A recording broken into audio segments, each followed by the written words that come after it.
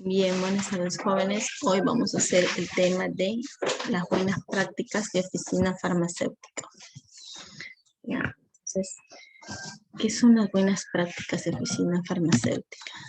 Las buenas prácticas de oficina farmacéutica vienen a ser pues un conjunto de normas, ¿no? O un conjunto de buenas prácticas, por así decirlo, ¿no? ¿Cuáles son unas buenas prácticas de dispensación, buenas prácticas de almacenamiento, ¿no? que se van a tener pues que cumplir en una botica, ¿no? O sea, es un conjunto de buenas prácticas, un conjunto de normas. ¿Y para qué se dan estas buenas prácticas, no? Porque ¿para qué dar un certificado de ellas, no? Entonces, estas buenas prácticas van a permitir que nosotros demos una buena atención, tengamos una mejor calidad en nuestra botica con respecto a la conservación de medicamentos, al tipo de medicamentos, a que estos medicamentos que se van a vender no sean adulterados, no sean falsificados, que estén de acuerdo a su fecha de vencimiento, ¿no? Entonces, va a permitir, pues, de que la botica o la farmacia que tenga esta certificación tenga la garantía de que está vendiendo productos de buena calidad, ¿no? Que no va a provocar ningún daño ni ninguna toxicidad en un paciente. Entonces, si nosotros cumplimos estas buenas prácticas, que es obligatorio cumplirlas en una botica, ¿no? Como ya les dije, buenas prácticas de almacenamiento, de dispensación, de farmacovigilancia, de distribución y transporte, ¿no? Entonces, esas buenas prácticas, a nosotros la DIGEMIT o la DIREMIT nos va a emitir un certificado, ¿no? Entonces, ese certificado nosotros lo vamos a tener que pegar en la pared de nuestra botica, ¿no? Entonces, ¿para qué? Para que todas las personas puedan mirarlo y decir, oh, bueno, tienen una certificación de buenas prácticas de almacenamiento, entonces el medicamento que me están vendiendo es un medicamento de calidad. Entonces, ¿cuál es la finalidad de esta certificación? Como dice acá, reducir el impacto sanitario y socioeconómico de la población, ¿no? En este caso, bueno, les he puesto un ejemplo de Lima, ¿no? Entonces, esta certificación me va a dar la confianza, más que al personal que trabaja, a las personas que consumen estos fármacos, ¿no? Entonces, y de que no vendan medicamentos adulterados o vencidos, como ya les mencioné, ¿no? Y que no estén expuestos, pues, a que sean cerrados o multados muchas veces, ¿no? Entonces, cada cuánto tiempo yo tengo que tener este certificado. Este certificado, cuando nosotros hacemos una apertura de una botica, ¿no? y nos sale que está ok nuestra botica y nos emiten una resolución de que ya está aperturada, entonces, aparte de esa resolución que nos dicen que ya estamos autorizados para abrir una botica, también nos dan un certificado de buenas prácticas de oficina farmacéutica. Pero este certificado de buenas prácticas de oficina farmacéutica solamente tiene una duración de 6 meses. La primera que nos dan junto con la autorización de funcionamiento. Entonces, acuérdense, cuando van a hacer la inspección de mi botica para yo poder vender, entonces, y sale todo muy bien, me dan mi resolución de autorización de funcionamiento. Y junto con ellos me dan mi certificado de buenas prácticas de oficina farmacéutica que tienen una duración de 6 meses, la primera. Cuando se vencen estos 6 meses, me dan otra certificación por 3 años. Y las que vienen, ¿no? La segunda, tercera, todas van a tener un tiempo de duración de 3 años.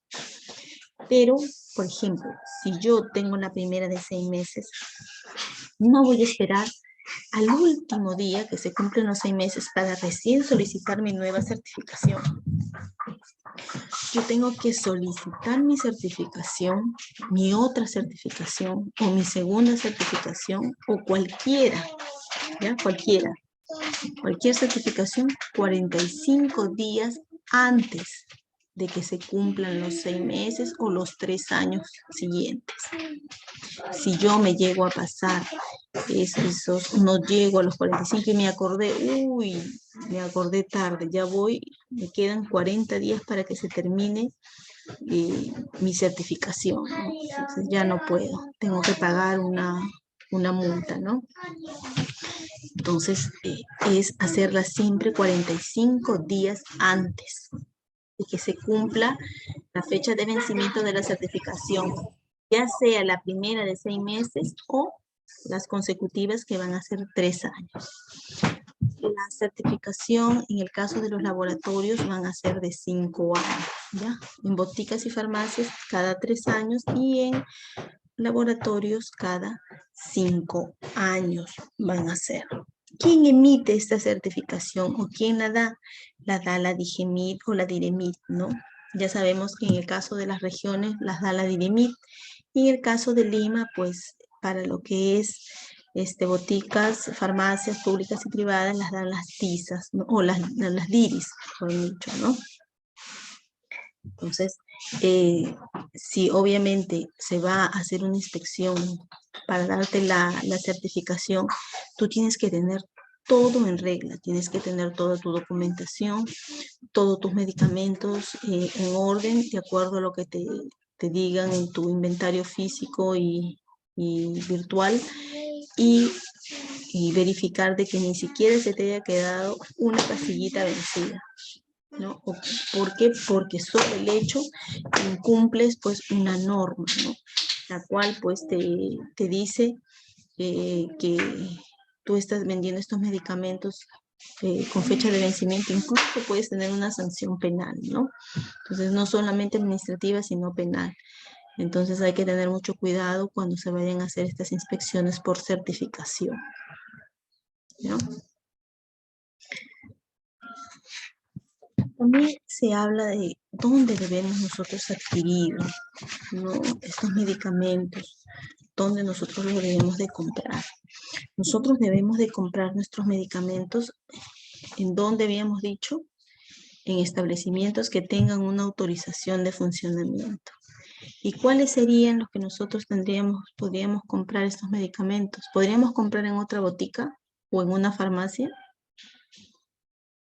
¿Qué dicen ustedes? Si a mí se me acabó, yo que tengo mi farmacia, se me acabó el metamisol, ¿puedo ir a la otra botica y decirle, véndeme una caja de metamisol? ¿Pueden o no pueden? Profesora, ¿cuál era la pregunta? Si a mí como establecimiento, por ejemplo, yo tengo mi botica, mi farmacia, ¿no? Y se me acaban los medicamentos, ¿yo podría ir a otra botica y comprar medicamentos?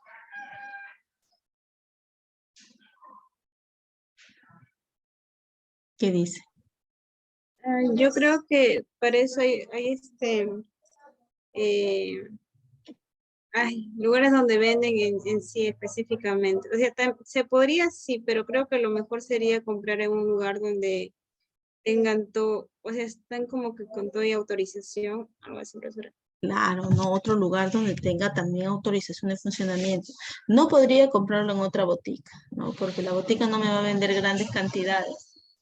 ¿Dónde yo puedo comprarla? En una droguería que tiene una autorización de funcionamiento, como dices tú, sí, sí la tiene, o de repente en los laboratorios, ¿no? O con los proveedores que vengan de los laboratorios, obviamente proveedores autorizados. Yo puedo comprar ahí medicamentos, ¿no? En un lugar donde tengan una autorización de funcionamientos. Obviamente si no la tienen, nadie sabe qué tipo de medicamentos me venderán, ¿no? Y además yo estoy yendo contra las normas, ¿no? Y puedo tener, como les dije, sanciones no solamente administrativas, sino penales, ¿no? Aquí está, como les mencioné, ¿no? Que tenga autorización sanitaria de funcionamiento, como las droguerías, ¿no? También, muy aparte de las droguerías o los laboratorios que yo pueda adquirir medicamentos, hay medicamentos que se venden por subasta, ¿ya? Entonces, ¿en qué caso se dan? Esta es una excepción. Por ejemplo, mi botica ha sido cerrada, ¿no? De repente por vender medicamentos falsificados, adulterados, o de repente porque no tengo farmacéutico. o de repente porque ya decidí cerrar mi botica por motivos personales, ¿no? Entonces, cuando me doy cuenta, he quedado con un montón de medicamentos ahí. Entonces, yo no puedo agarrar los medicamentos y guardarlos, ¿no? O yo no puedo agarrar los medicamentos y regalarlos o venderlos, ¿no? Yo tengo, cualquiera que fueran mis razones, yo tengo que ir a la DIGEMIT o a la DIREMIT e informar lo que está pasando, ¿no? Que estoy cerrando mi botica por diversas razones. Y entonces ellos me dicen, tráeme tus medicamentos, un inventario y el costo de los mismos, ¿no? Entonces, bueno, ellos dicen, vamos a subastar nosotros estos medicamentos. Y envían un comunicado, no en todo, porque se supone que la DIGEMIT o la DIREMIT tiene los correos de todas las boticas y farmacias, ¿no? Entonces emiten este comunicado, este aviso que se va a subastar un medicamento tales a estos precios, ¿no? Entonces los interesados van y compran este medicamento. Obviamente que si 2, 3, 4 boticas quieren el mismo, el que da más se lo lleva. Pues no, obviamente no exagerando porque no voy a pagar 200 soles por un medicamento que me cuesta 5 soles, ¿no? Dependiendo también la necesidad. Entonces, podemos adquirirlo comprando en droguerías o en laboratorios o también por subasta. Pero ¿quién hace esta subasta? La DIGEMIT o la DIREMIT, ¿no? También se habla de dispensación y expendio de medicamentos, ¿no? Cuando hablamos de dispensar medicamentos es darlo a cambio de una receta en el caso que tenga una prescripción médica, ¿no? Yo doy el medicamento. Entonces, cuando hablamos de expendio, hablamos de venta, de vender el medicamento, ¿no? Entonces, por ejemplo, en e-salud ¿qué hace? ¿Dispensa y expende o solo dispensa? ¿Qué han visto ustedes? ¿Nunca han entrado a e-salud o, por ejemplo, al hospital regional o al hospital Socorro? ¿Ninguno de ustedes? Bueno, parece que no. Cuando se va a e-salud, simplemente se entrega una receta y te dan los medicamentos, no te los venden. Entonces, ¿ahí qué hacen? Solamente dispensan los medicamentos, nada más. En cambio, cuando vamos al hospital Socorro o vamos al hospital regional o alguna posta que pertenece al Estado, ¿no? Entonces, aparte que nos dispensan, nos dan el medicamento, también nos los venden, ¿no? Expenden el medicamento. Entonces, hay un cambio de dinero. Entonces, e-salud solo dispensa y los hospitales, postas o centros de salud que pertenecen al MINSA o al Ministerio de Salud, ellos dispensan y expenden estos medicamentos, ¿no? Entonces, ¿qué nos dice el artículo 45 del Decreto Supremo 014, ¿no? Que la dispensación y el expendio de productos farmacéuticos, dispositivos médicos y productos sanitarios se dan según condición de venta. O sea, hay medicamentos que se venden y son de venta libre y medicamentos que no necesitan receta médica, ¿no? Bueno, incluso si nosotros somos realistas y vemos qué es lo que sucede a nuestro alrededor cuando estamos en una botica, pues incluso cuando nos venden algún tipo de antibióticos, no los venden sin receta médica, ¿no?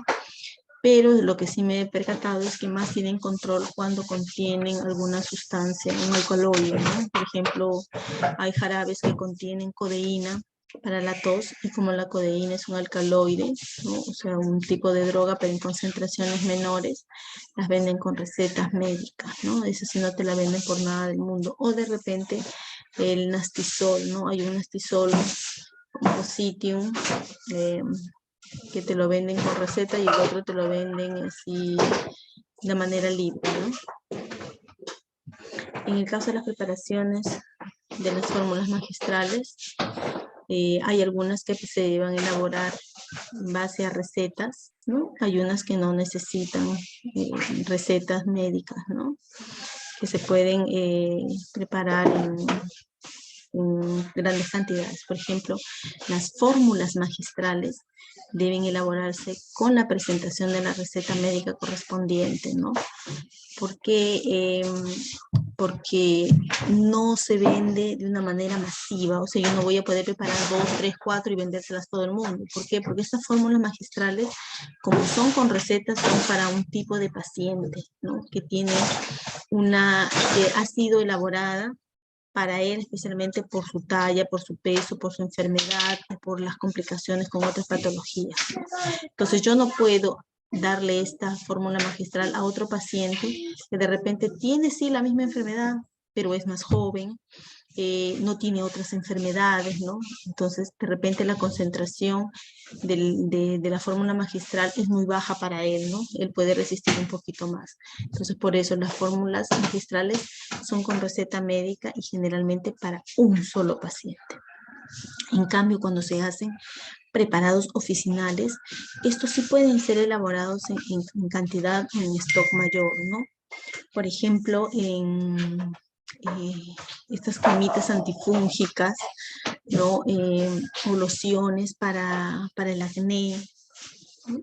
Entonces, o pomaditas para el dolor, ¿no? Entonces, esas sí se pueden preparar en cantidades mayores y pueden ser vendidas, ¿no?